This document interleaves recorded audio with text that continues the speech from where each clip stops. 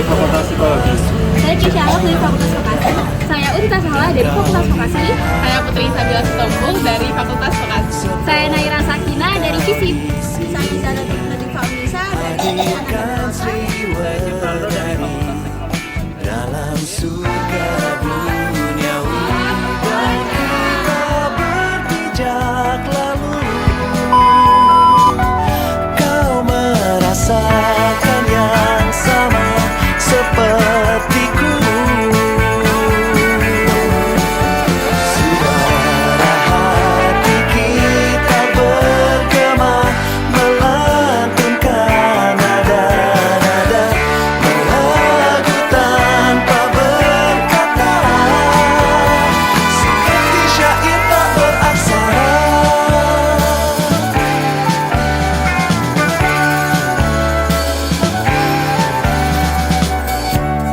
Lihat fajar merona memandangi kita, seakan tahu cerita tentang semua rasa yang ingin kita bawa tanpa ada rahasia, dan kita melangkah. Halo semuanya, kami dari PDB 10 dari Desa Erlangga. Kami mencari salah satu petugas daripada Museum Lahir Ibu Karno. Dengan siapa? Oke, perkenalkan saya Cindy Nurtafianti, boleh dipanggil Cindy. Saya dari Universitas Negeri Surabaya, kebetulan lagi magang di sini. Saya akan mencari dari Bapak Cindy. Saya akan memberikan penyerahan pertama. Bagaimana asal mula diresmikannya museum ini dan cara pelestarian tuh Lahir Ibu Karno ini bagaimana?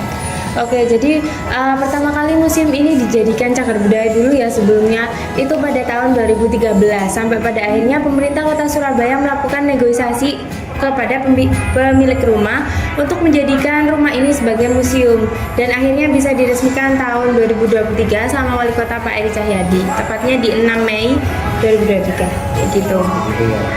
Terus yang kedua, bagaimana toleransi dan kerukunan antar warga di sekitar rumah Lahir Ibu Karno ini dan dipelihara hingga sekarang, mengingat kawasan ini memiliki latar sosial dan agama yang beragam.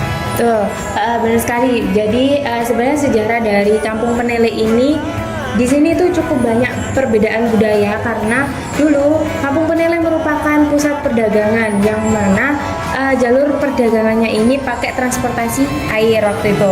Nah, kalau warganya di sini itu banyak kan orang Bali, terus juga ada Chinese depan-depan, toko-toko depan itu Chinese semua. Setelah itu kalau Jawanya itu Madura. Nah, walaupun mereka di sini ibaratnya berbeda budaya, berbeda agama juga, tapi mereka tetap rukun kalau yang aku lihat ya. Terus juga banyak pengelolaan dari wisata-wisata cagar budaya seperti ini tuh dikelola sendiri sama pihak desa. Kayak ada namanya Pokdaris juga, kelompok sadar wisata. Jadi dia tuh yang ngetur guide gitu di wilayah Penele sini. Jadi termasuk kampung yang punya kerukunan gitu. Kayak gitu. Yang terakhir, bagaimana dan tantangan apa yang dihadapi untuk menjaga kelestarian ini sebagai tempat wisata bagi masyarakat, dan apa harapan Mbak Cindy bagi generasi muda seperti kita ini, mahasiswa Universitas Erlangga, setelah mengunjungi rumah Lahir Ibu Karno ini? Oke, tantangannya yang pertama tentunya ini publikasi dari museum ini cukup susah, karena museum ini tergolong museum yang baru juga, baru saja diresmikan tahun 2023, dan memang banyak statement yang menyebutkan Pak Soekarno ini lahirnya di Blitar, kayak gitu kan. Nah, makanya pemerintah Kota Surabaya masih melakukan banyak publikasi untuk mempublikasikan bagaimana adanya tempat titik lahir Pak Soekarno itu ternyata di Surabaya, dan termasuk arek Surabaya juga. Itu yang pertama. Terus harapan bagi teman-teman UNER ya, khususnya yang sudah berkunjung ke sini, visitor-visitor tepatnya, yaitu untuk terus melestarikan sejarah. Bahwasanya sejarah ini tidak akan berkembang atau tidak akan diteruskan ke generasi-generasi selanjutnya kalau kita sendiri juga tidak mengetahuinya, kayak gitu. Jadi makanya terdapat pelayanan-pelayanan seperti tour guide dan lain sebagainya itu untuk menyampaikan apa sih isi dari museum ini, gitu. Kalau biasanya visitor datang ke sini tanpa mengetahui sejarahnya itu kan termasuk rugi juga ya. Cuma datang ke sini untuk estetika saja atau mungkin liburan saja tapi tidak dapat sejarahnya. Nah, itu tuh yang agak merugikan kayak gitu. Jadi kita sebagai generasi muda wajib untuk terus melestarikan sejarah dan melanjutkan sejarah ini ke generasi selanjutnya seperti itu. Jadi terima kasih atas Makasih, waktunya, Kak. Mbak Cindy. Terima kasih guys.